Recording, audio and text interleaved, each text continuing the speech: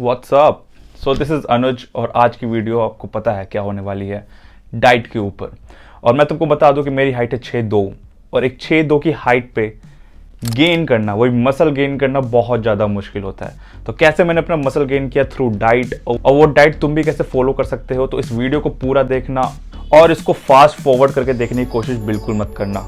तो डाइट को जानने से पहले दो चीज़ के बारे में ज़रूर जान लो और इसको अपना माइंडसेट बना लो, क्योंकि ये तुम्हारे आगे बहुत ज़्यादा काम आने वाली है। क्योंकि बहुत सारी यूट्यूबर्स इस चीज़ के बारे में तुम्हें नहीं बताते हैं। तो पहला क्या है, we are not body builders. ये इंटरनेट में बॉडी बिल्डर्स की दुनिया दिखाती है, जहाँ पे इन्फ्लुएंसर बड़े बड़े मसल्स लेके घूमते हैं और हमें लगता है कि यही एक्चुअल में फिटनेस है, but this is not true. हमें चाहिए नेचुरल फिजिक, जो कि हम अचीव करेंगे अपने नेचुरल डाइट से। हम स्टेरॉइड्स नहीं लगाने वाले हैं, राइट? क्योंकि हम चाहते हैं कि बस हम अच्छे दिखें और हम पे जो कपड़े पहने वो अच्छे दिखे। हमें बकासुर नहीं दिखना है बड़े बड़े बॉडी बिल्डर्स की तरह। और जो दूसरा माइंडसेट जो तुम्हें बनाना है, और वो है कि फिटनेस एक लाइफ टाइम जर्नी है। हमें 60 साल के होने के बाद भी हमें ये फिटनेस को फॉलो करना है, राइट?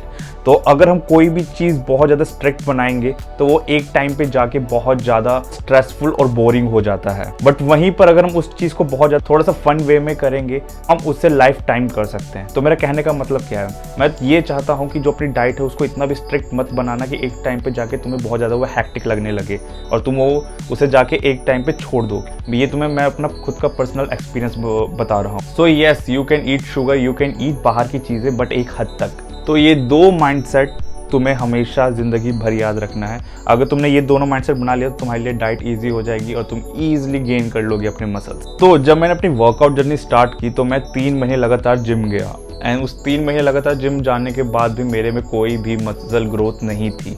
तो एक बार मेरे ट्रेनर आए सामने से, उसने मेरे से पूछा कि भाई तू इतने महीने से जिम कर रहा है बट तेरे में कोई भी इंप्रूवमेंट क्यों नहीं है? तो मैंने उसको बताया, उसने मेरी डाइट के बारे में पूछा, फिर मैंने उसको अपने डाइट के बारे में बताया।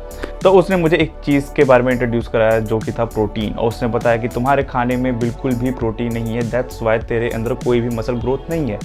तो ये प्रोटीन है क्या?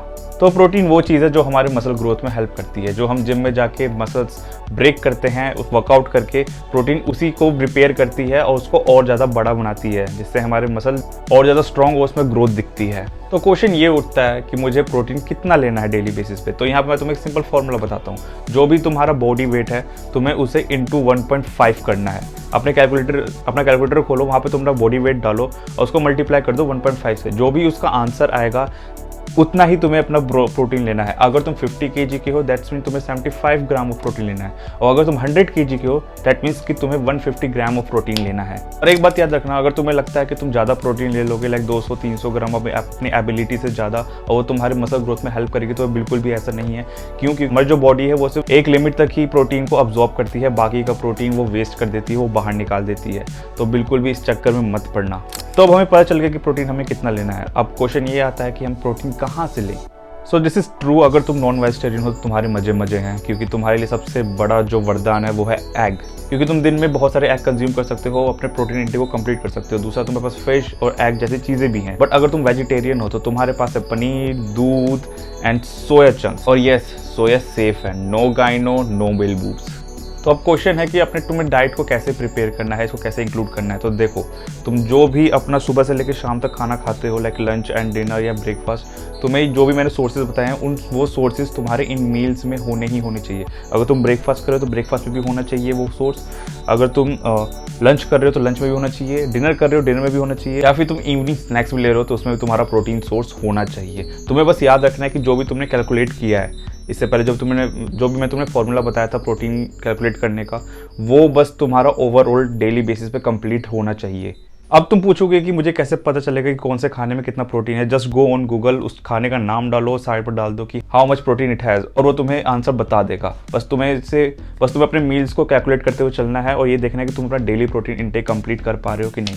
अब बात आ रही है कार्ब्स एंड फैट की। तो तुम जैसे भी अभी खाना खा रहे हो स्टार्टिंग में वैसे ही खाना खाओ। तुम नॉर्मल रोटी जितना खा रहे हो उतना खाओ, एंड जो चावल जो भी है वो तुम खा सकते हो। ये उनके लिए है जो स्किनी है। बट अगर तुम बहुत ज़्यादा मोटे हो तो याद रखना तुम्हें अपना प्रोटीन इंटेक तो कैलकुलेट करना ही करना है, बट साथ साथ में तुम्हें ये याद रखना है कि तुम ज़्यादा कार्ब एंड फैट को ज़्यादा कंज्यूम मत करो, क्योंकि यही तुम्हारा कैलोरी सरप्लस में चला जाता है। क्योंकि सबसे पहला काम तुम्हारा जो भी तुम्हारा कार्ब्स और जो फैट की जो कैलोरीज होते हैं उनको बर्न करना होता है, तभी तुम अपना फैट लॉस कर पाओगे। जाते आई वांट टू नो कि तुम कमेंट करो और ये बताओ कि तुम्हारे डाइट में मेन प्रोटीन का सोर्स क्या है, तो मेरे को पता चल सके कि एक्चुअली मोस्टली लोग कौन से प्रोटीन सोर्स को फॉलो कर रहे हैं एंड वर्कआउट जम के करो and get some good physique. मैं हूं अनुज और मैं मिलता हूं तुमको अपने नेक्स्ट वीडियो में।